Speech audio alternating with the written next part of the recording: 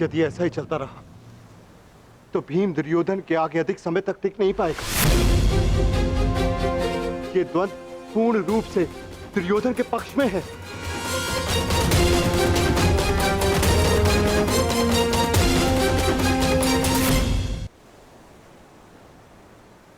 धर्म स्थापना का मार्ग सरल कहां होता है धर्मराज।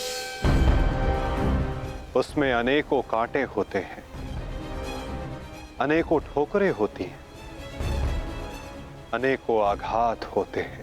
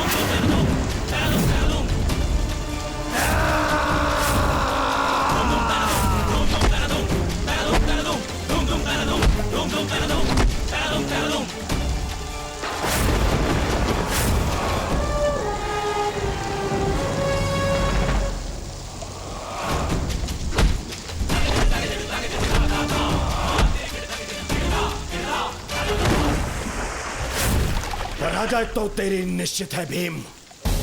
फिर क्यों पराजय के साथ साथ मृत्यु का भी आह्वान कर रहा है? टेक दे, मेरे समक्ष अपने घुटने टेक दे, अन्यथा आज तेरा जीवन मृत्यु के समक्ष घुटने टेक देगा। जब मेरे ज्येष्ठ कर्ण ने मरते समय अपना धर्म नहीं छोड़ा तो उनका यह अनुज कैसे छोड़ सकता है? अब यह युद्ध हम में से किसी एक के मृत्यु के पश्चात ही समाप्त होगा। नहीं, वो तेरा ज्येष्ठ नहीं था, कोई संबंध नहीं था तुम्हारे साथ में उसका, क्योंकि कोई अनुज अपने ज्येष्ठ की इस तरह मृत्यु नहीं करता, वो भी छल से। वो केवल मेरा था, मेरा मित्र था वो। तुम्हारा उसके साथ में कोई संबंध नहीं था कोई संबंध।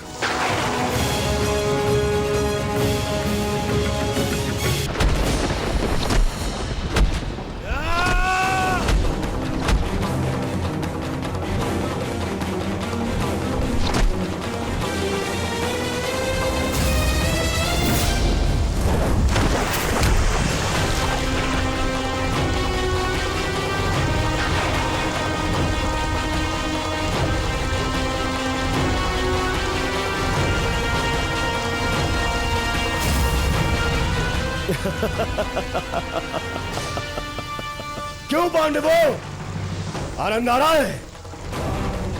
अपने अनुज को ऐसे देखकर आनंद आ रहा है?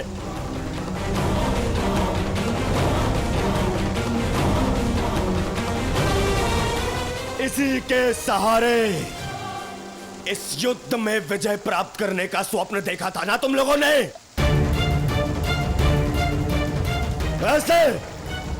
ऐसा दिलाएगा ये तुम्हें विजय? हाँ, देखो कैसे मेरी लाचार धरती की गोद में धंसा हुआ है ये।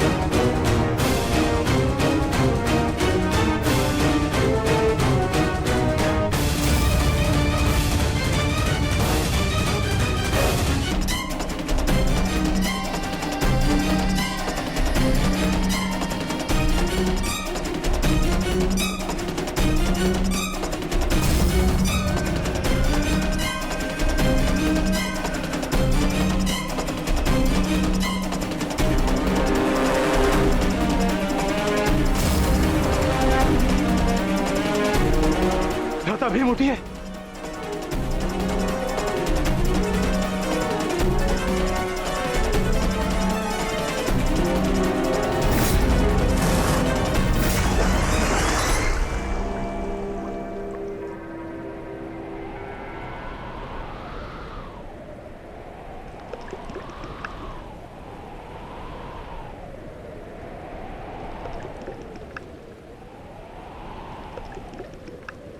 उठिए भ्राता भीम, उठिए भ्राता भीम, उठिए भ्राता भीम।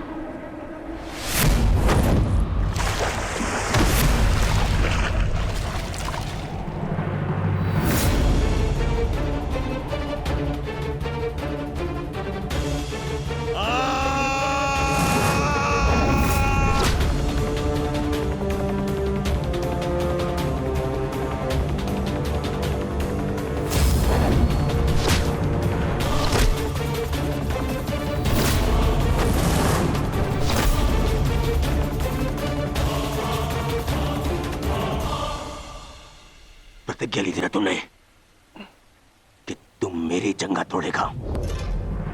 आज मैं प्रतिज्ञा लेता हूं, तुझे मारने के पश्चात, उन पांडवों का वध करने के पश्चात, उस 5 पतियों वाली पांचाली का पूरे कुरु सभा के बीच फिर से वस्त्र धारण करूंगा और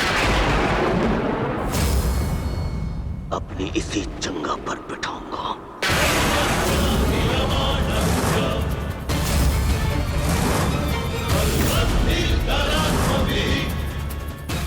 ये श्रद्धांजलि है मेरे 99 भाइयों के लिए।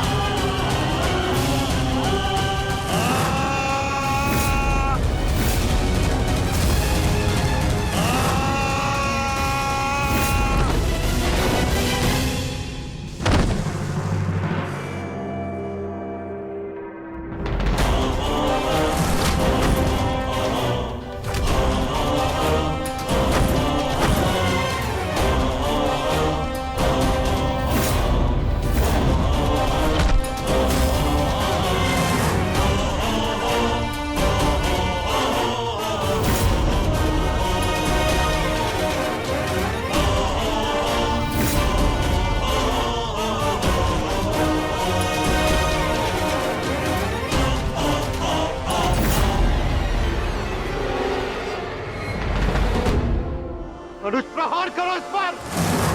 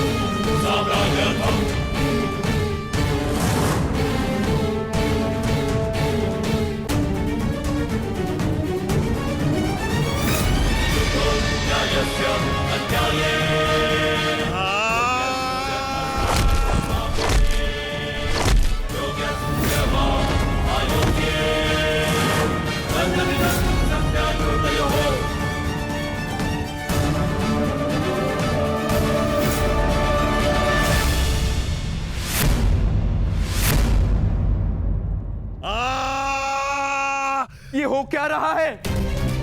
स्वयं स्वयं महाबली बलराम के होते हुए इस प्रकार नियम का उल्लंघन कैसे हो सकता है? बलराम को कुछ करना होगा। ये छल है बॉस।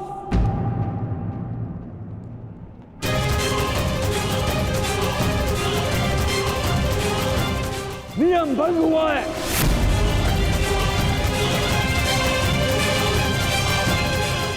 रुक जाइए दाऊ। आपने कहा था कि जो नियम भंग करके विजय प्राप्त करेगा तो आप उसे दंड देंगे, किंतु अभी जय विजय का निर्णय नहीं हुआ है दाऊ। आप भीम को अभी दंडित नहीं कर सकते।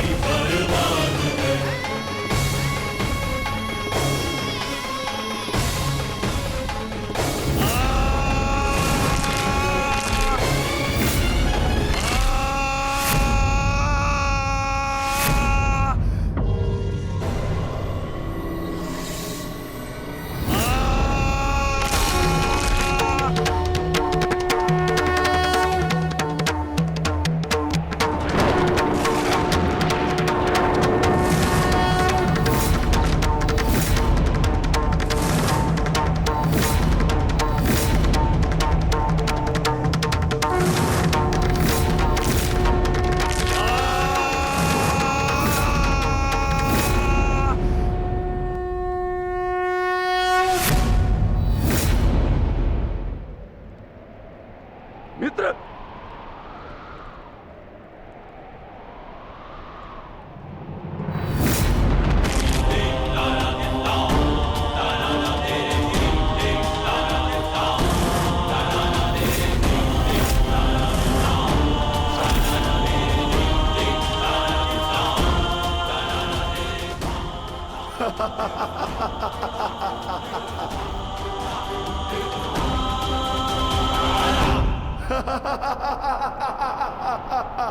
अंत हो गया, अधर्म का अंत हो गया।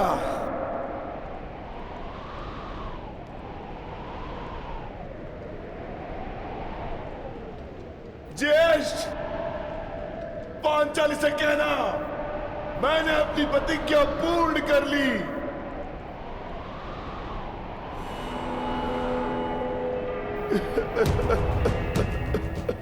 मैंने अपनी प्रतिज्ञा पूर्ण कर ली, पूर्ण कर ली, पूर्ण कर ली। ये 100 हाथी के बल वाला भीम 100 भ्राताओं का हत्यारा बन बैठा।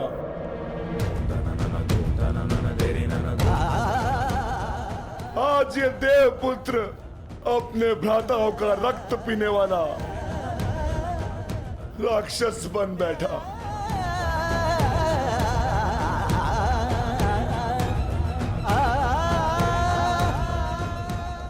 मैंने अपनी प्रतिज्ञा पूर्ण कर ली पांचाली। तुम्हारे अपमान का प्रतिशोध मैंने ले लिया। इस महायुद्ध में, इस महाभारत में मैं विजयी हो गया।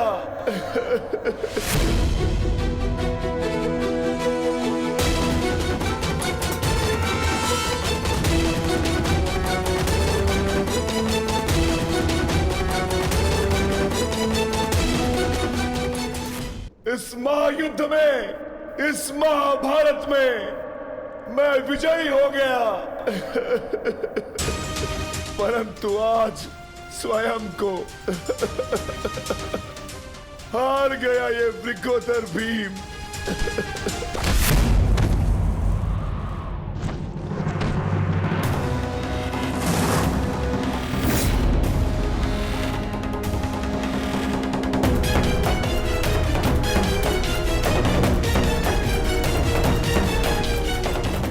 मैंने कहा था ना भीम, यदि किसी ने नियम तोड़कर विजय पाई तो मैं स्वयं उसके प्राण हर लूंगा।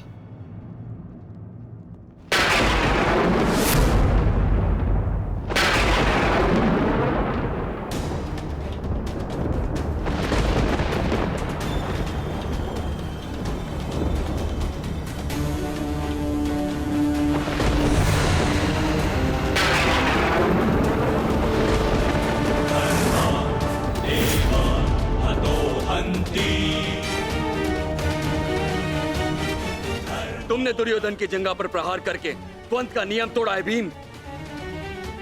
अब मैं तुम्हें जीवित नहीं छोड़ूंगा। धर्म स्थापना के लिए यह आवश्यक था और मेरी प्रतिज्ञा पूर्ण होने के लिए भी। माधव ने मुझे मार्ग दिखाया, परंतु यदि माधव के ज्येष्ठ मुझे यम के मार्ग पर भेजना चाहते हैं तो मैं उसके लिए भी सच्चा हूं। श्री बलराम। बलराम, अंत कर दो इस दुष्ट का। ये हत्यारा है। इसने मेरे 100 पुत्रों की निर्दयता से हत्या की है। जिन पांडवों ने मेरे वंश के वृक्ष की जड़ों को काटा है, काट डालो उनके वंश के वृक्षों को।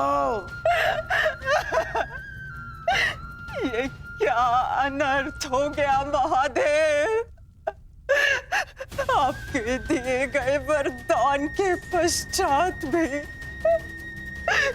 ये माता अपने पुत्र, अपने दुर्योधन को उस कृष्णा के छल से नहीं बचा पाए। ये कैसा न्याय है आपका। इसने 100 पुत्रों के गर्वित पिता को पुत्रहीन कर दिया। इसने एक अंधे के सभी स्वप्नों को अंधकार में डाल दिया।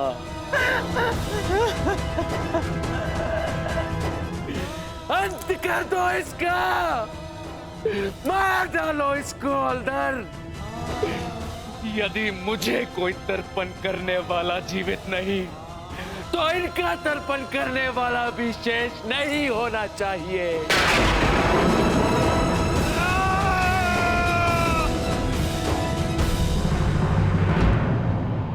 एक क्षण रुक जाइए दाऊ।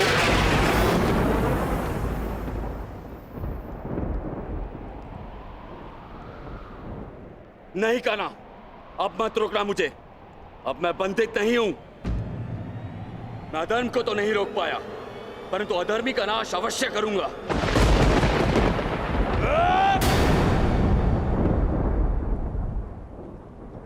किंतु अधर्म कहां हुआ है दाऊ?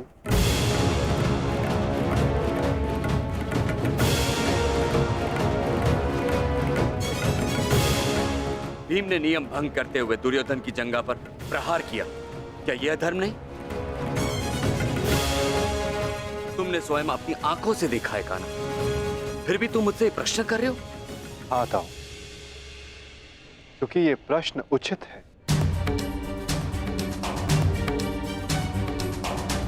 माना कि गदा युद्ध में कमर से नीचे प्रहार करना गदा युद्ध के नियमों के विरुद्ध है, परंतु गदा युद्ध तो तभी समाप्त हो गया था दाऊ जब दुर्योधन ने भीम के हाथों से गदा गिरा दिया था।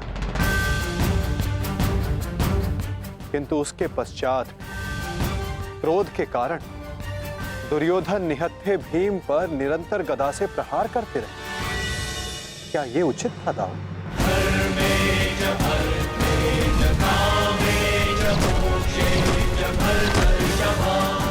नियम तो दुर्योधन ने तोड़ा था,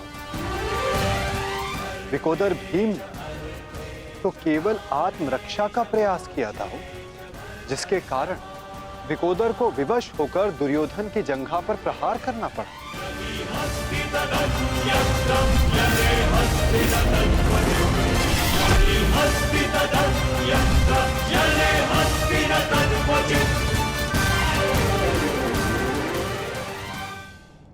और दाऊ, स्मरण रहे, नियमों को भंग करना तो दुर्योधन ने प्रारंभ किया। दाऊ, जब दो योद्धा आपस में युद्ध करते हैं तो वो एक दूसरे को उकसाते हैं, किंतु किसी की कुल वधू का मान मध्य में लाना और उसका अपमान करना क्षमा योग्य नहीं होता है दाऊ। आप क्या चाहते थे दाऊ? कि दुर्योधन इस युद्ध में विजयी हो जाए और पांचाली को अपनी जंघा पर बैठा।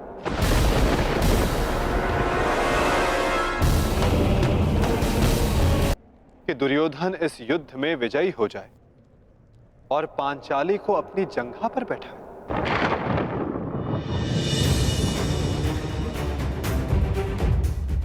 क्या ये नियम होता?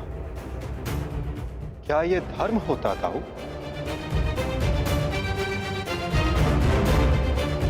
यदि ये दोनों युद्ध करना चाहते हैं तो करें।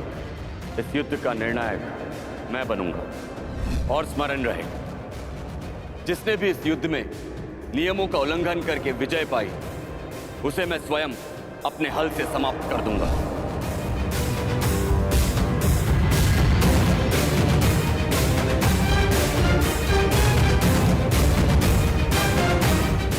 जो हुआ था वही नियति थी और वही धर्म के हित में की गई नीति था। और यदि फिर भी आपको ऐसा लगता है कि इस द्वंद्व में आपके समक्ष अधर्म हुआ है, तो उस सारे अधर्म की जड़ मैं हूं दाऊ।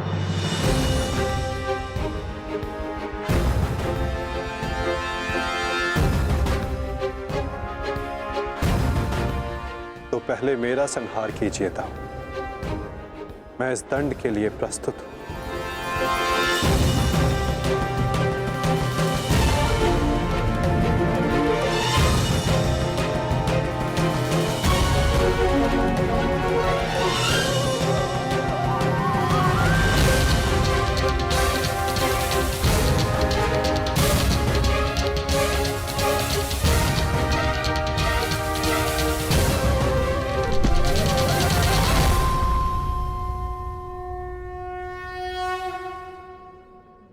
तुमने मुझे निरुत्तर कर दिया कान्हा।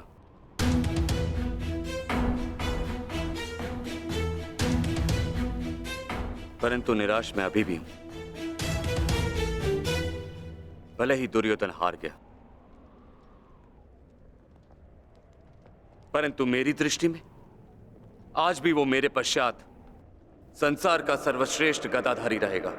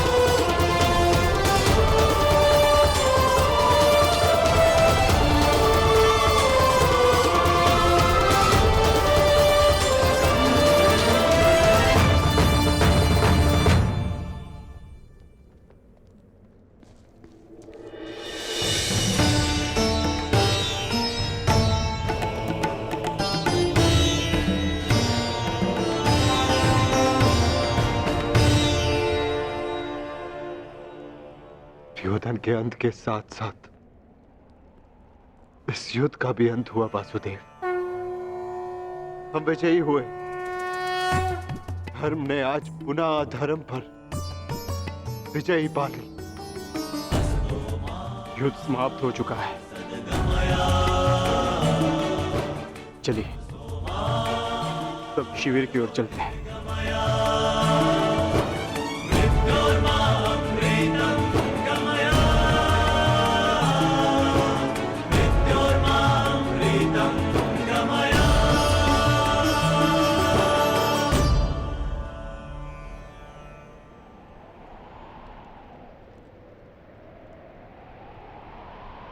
युद्ध अभी शेष है धर्मराज।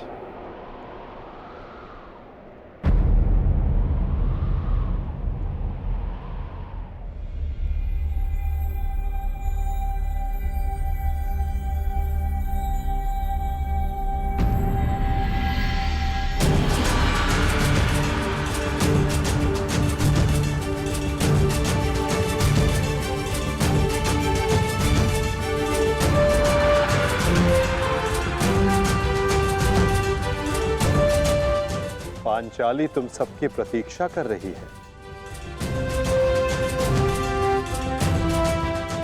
जाओ।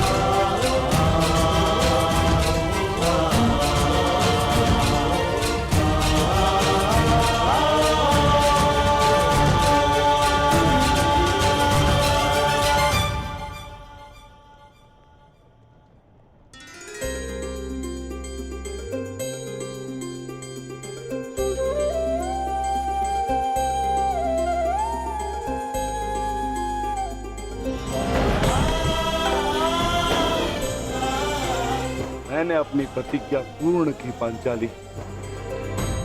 वचन के अनुसार मैंने 100 कौरवों का वध कर दिया।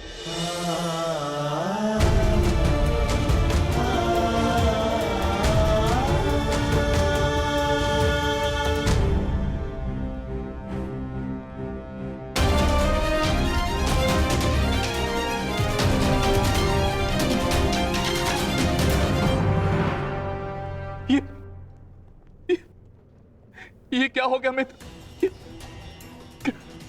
कृतवर्मा, देखो देखो मेरे मित्र की क्या दशा कर दी उन्होंने। ये सब उस वासुदेव का किया है। यादव हूं, परंतु गर्व है कि कौरवों के लिए लड़ा। और आज वासुदेव ने छल से दुर्योधन की जैसे छल से अंगराज कर्ण का वध करवाया वासुदेव ने। और आज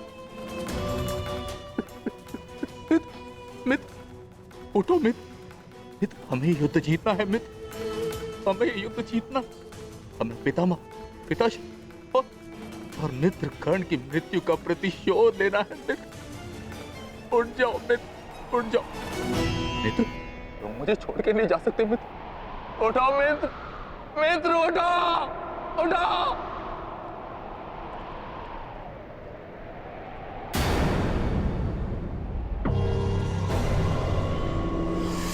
नहीं अश्वत्थामा,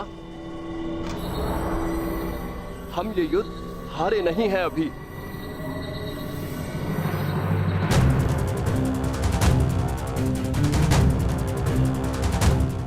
मित्र, मित्र तुम जीवित हो मित्र। साथ ही युद्ध अभिशेष, ये युद्ध अभिशेष है मित्र। हमें युद्ध जीतना है मित्र, हमें युद्ध जीतना है। उठो, उठो मित्र, उठो। हमें युद्ध समाप्त करना है मित्र। उठो, हम ये युद्ध जीतेंगे मित्र। उठो मित्र। नहीं अश्वत्थामा, मैं हिल भी नहीं सकता। मेरा पूरा शरीर निष्क्रिय हो गया है। नहीं मित्र, मित्र ऐसा मत कहो मित्र। तुम सब कुछ कर सकते हो मित्र। और तुम्हारा ये मित्र अश्वत्थामा, ये भी सब कुछ कर सकता है मित्र, सब कुछ कर सकता है। मुझे सौगंध है अपने पिता की, आपकी और मित्र गण की मित्रता। मैं पांडवों से प्रतिशोध अवश्य लूंगा मित्र, अवश्य लूंगा। मुझे आज्ञा दीजिए, मैं पांचों पांडवों के शीश आपके समक्ष प्रस्तुत करूंगा मित्र। मुझे एक अवसर दीजिए, मेरा अभिषेक कीजिए मित्र।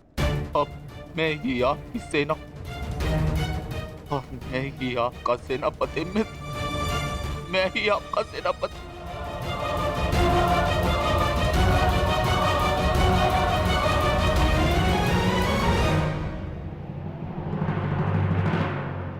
जाओ अश्वत्थामा, जाओ और मेरा प्रतिशोध लेकर आओ।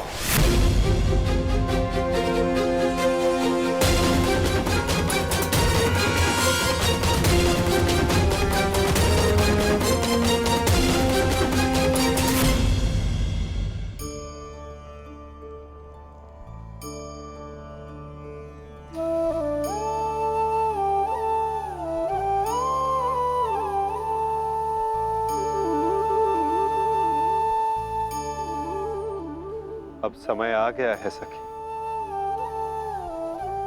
तुम्हारे पतियों ने अपनी प्रतिज्ञाएं पूर्ण की।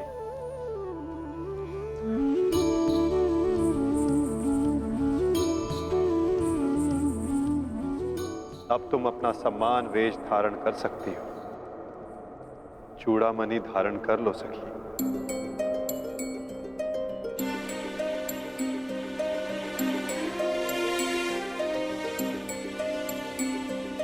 कुमारी चापि पांचाली वेदी मध्यात् समुत्थिता सुभागा दर्शनीयाङ्गी स्वासिताय तलोचना।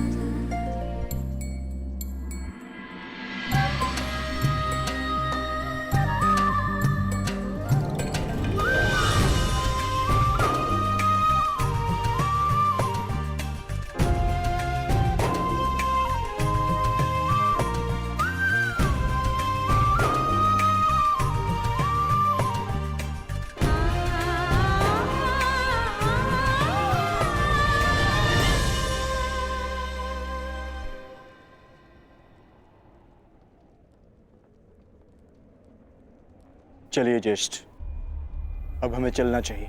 नहीं अर्जुन, ये राहुकाल का समय है। कल प्रातःकाल में प्रस्थान करेंगे। कृतवर्मा, हमें इसे संभव बनाना होगा। हमें ये युद्ध जीतना ही होगा।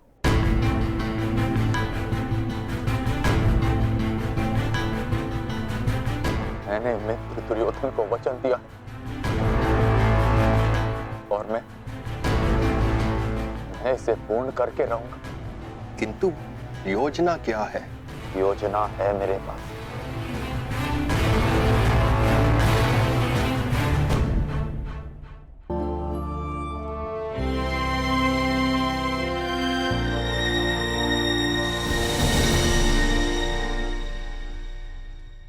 अंततः 18 दिन के पश्चात ये महासंहार समाप्त हुआ।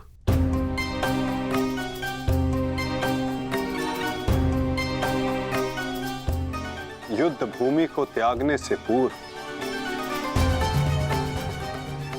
युद्ध को संपूर्ण नहीं समझा जाता धर्मराज।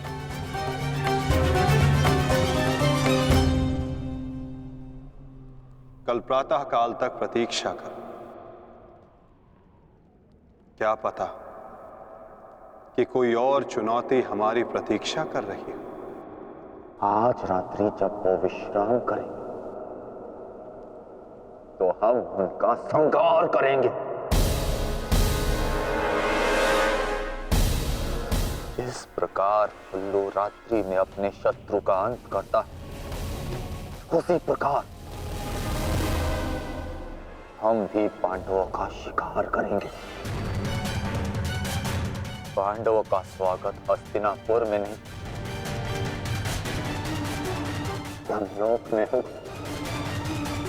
यमलोक में। यदि कल प्रातः काल तक कोई चुनौती नहीं आती तो ही इस युद्ध को समाप्त समझना धर्मराज। किंतु माधव, अब हमें चुनौती देने के लिए शेष बचा ही कौन है? अश्वत्थामा। क्या हम अनीति पूर्वक पांडवों का वध करेंगे?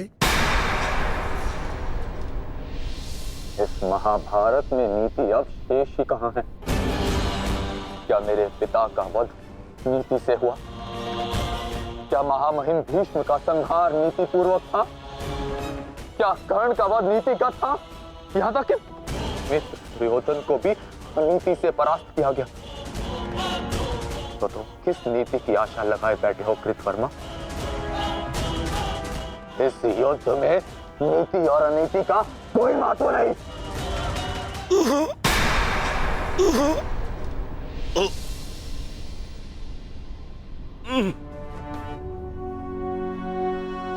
महत्व है तो केवल विजय का, महत्व है तो केवल प्रतिशोध का।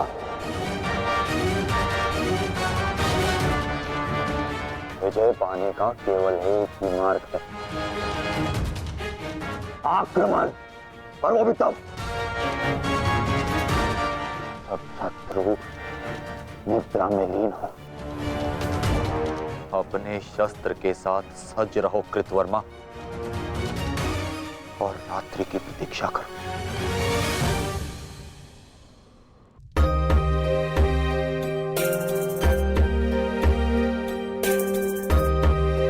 इस युद्ध में तुम सबके योगदान से हम गर्वित हैं पुत्र। इस युद्ध में तुम सबका प्रदर्शन प्रशंसनीय था। युद्ध अब समाप्त हो चुका है और भोजन के पश्चात तुम सबको विश्राम करना चाहिए। पुत्र ही क्यों, उनके पिता भी निश्चित होकर विश्राम करेंगे।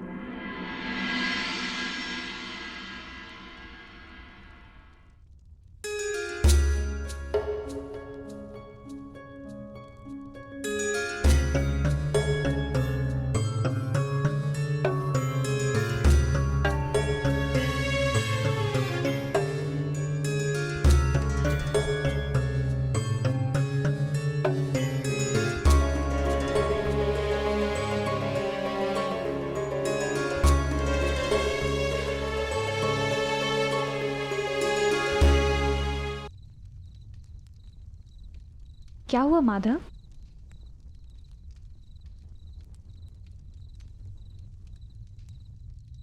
एक अग्नि की चिंगारी बुझते बुझते भी कुछ ना कुछ भस्म करने का सामर्थ्य रखती है सखी।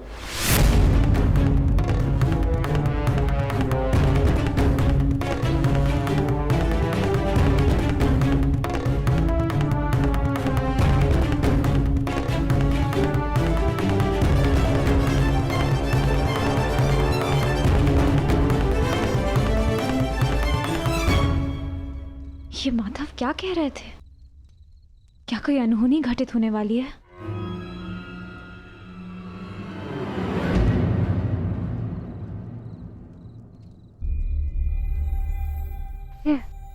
क्या हुआ पांचाली? इतनी विचलित क्यों हो? आर्य, माधव की बातों से ऐसा प्रतीत हो रहा था जैसे ये युद्ध अभी समाप्त नहीं हुआ है।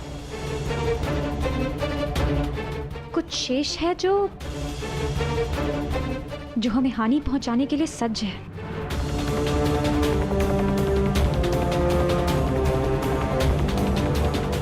माधव की कोई भी बात कभी भी निरर्थक नहीं होती।